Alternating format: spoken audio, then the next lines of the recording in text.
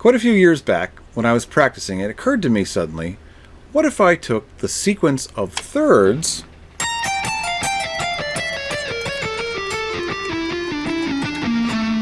and I applied it, though, to an arpeggio shape like this. What I found was you can do it, but if you try to use those fingers, it totally doesn't work. You basically tie your fingers in a knot trying to do it. But I was determined, and I did find a cool way to do this. You just have to use a slightly unconventional finger pattern. And I'm going to show you that in this video as part of this week's VIP challenge.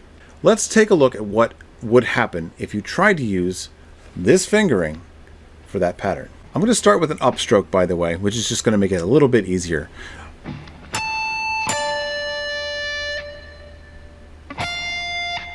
Problem. Normally, when we play this, that's the first finger, that's the second finger, that's the first finger. It doesn't work because now I have to go. Now, I avoid pretty much anything that forces me to do staccato in order to get to the next note. I don't ever like to sacrifice the end of a note just to be able to get to the beginning of the next note in time. That is just not acceptable. That really breaks up the flow of the melody. The listener should not be able to hear that you had to pick your finger up and get over there. That shouldn't be the listener's problem. It shouldn't affect the sound of your melody. You want all of your notes to ring all the way into the next note.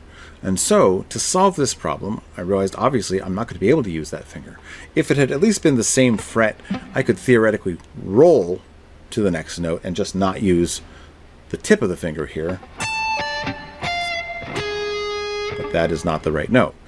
Our note is not the same fret, and barring or rolling from the 13th fret to the 14th fret, or anything that's not the same fret, is pretty much a no-go as well. So, the only option next is to use a different finger.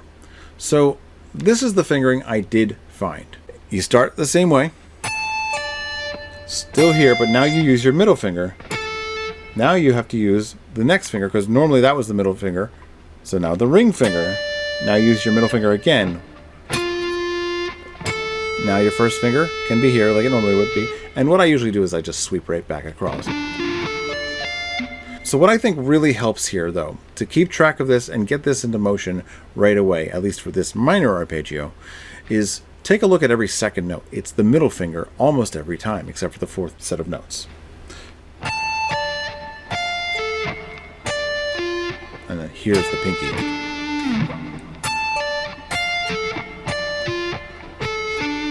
So looped.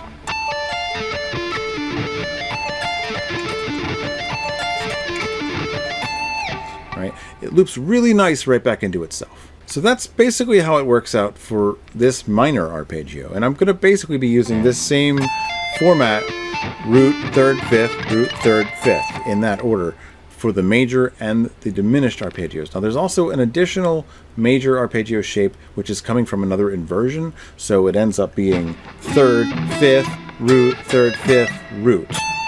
We'll get to that one in a minute, but that's the only one that doesn't really follow that same interval relation pattern, regardless of whether it's major, minor, or diminished. The next couple of these are less friendly to the hand, but they all require a different fingering pattern. And what you're going to find, in fact, is that the major and the diminished ones pretty much use just about the same fingering, and it's pretty tricky either way because there's a bit of a weird stretch in there.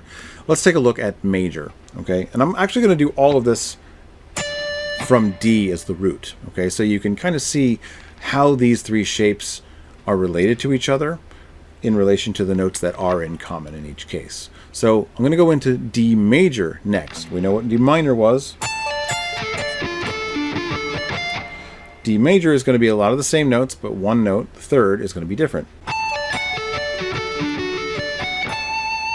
Okay, this one is pretty tricky because you basically have to use fingers 4, 3, 2, and then 1 in order, but they're not in a nice chromatic fashion or anything like that. So you're really contorting and jumping and straddling and doing all kinds of weird stuff there. But here's how it ultimately works, okay? Again, same sequence from high to low, and then we're just going to go linear straight back. We play the perfect fifth.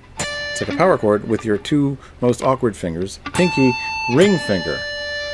And this is just to be able to free them up. I promise you I've tried all the combinations. This is the most efficient. Then we go to the middle finger for the third, that's the 14th fret, and then we straddle over with the first finger also to the 14th fret over to the third string. So just that part. I would just practice that, honestly, as you're getting used to this, because this is just the weirdest finger movement.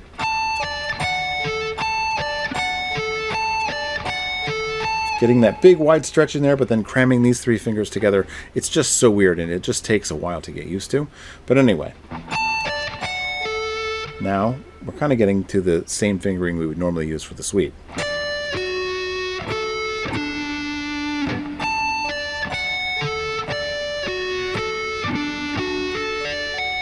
So if you're used to that sweep shape, this is going to be very familiar as you get toward the end of it. So we're hitting the ring finger on that root note here the first time we hit it, but eventually it's going to be the higher note of 2, because that's what this whole sequence is high note, low note, right? High note, low note, high note, low note, high note, low note.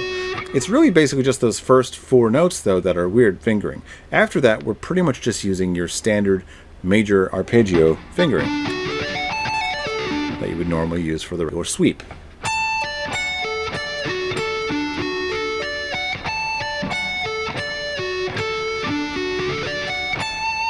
Okay, let's take a look at diminished. Okay, this is going to be a little bit more like the minor one, because if you know what your chord construction patterns are like, basically diminished is just minor with a flat 5. Root, you have the minor third, which is 3 half steps higher, and then you have the flat 5, which is also another 3 half steps higher.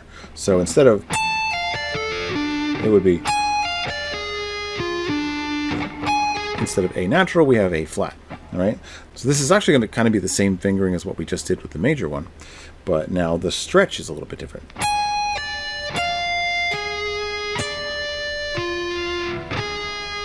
Almost.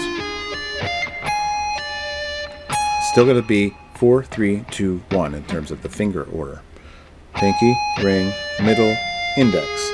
Then we do the same thing like what we did in the minor arpeggio. The straddle goes from the ring finger to the middle finger in this case, right? Okay. That's kind of it for the main 3 shapes I'm going to show you around D. Now, in the next case, I'm actually just going to use the arpeggio that I actually used in the VIP challenge, which is an A major. Okay, and normally this would be based on this.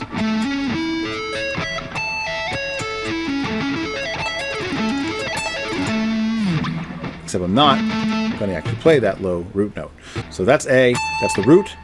Going down, that's the 5th, 3rd, root, 5th, 3rd. Okay, I'm going to basically be just using my middle finger straight across 3 strings in a row for that.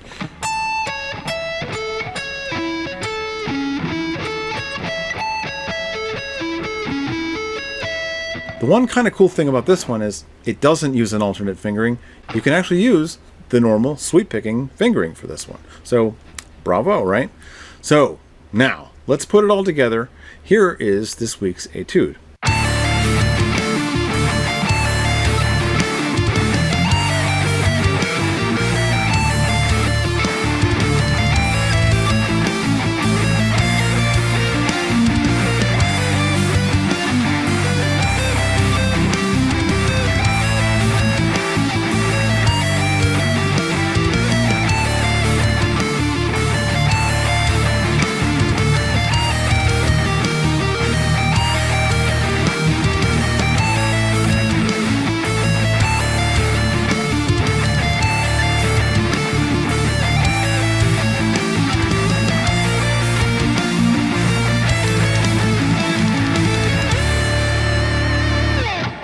So this is a lot to take on. Definitely take a look at the tab. If you're watching this on YouTube, be sure to go over to my Patreon so you can get that. You'll find the link in the description.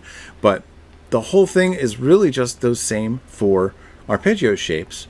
But I did throw some interesting stuff in there so you can kind of also see some interesting chord work going on here as well. For example, I used Neapolitan minor for just a moment. When I got back to my D minor, when I go up here, I actually used the E flat for a second and did a major shape here. Did that twice and then came over to the A major. right? So that's a cool sounding neoclassical sound that doesn't really get used quite as much as the more, harmonic minor stuff.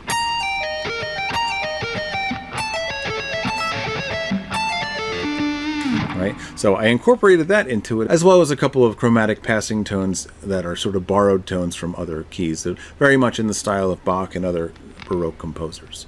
So try this stuff out. Again, get the tab over at my Patreon or in the link in the description, or if you're watching this on Patreon, it's already attached to this post. But let me know what the hardest part of this for you was, because it's probably nothing but hard parts. But until next time, rock on.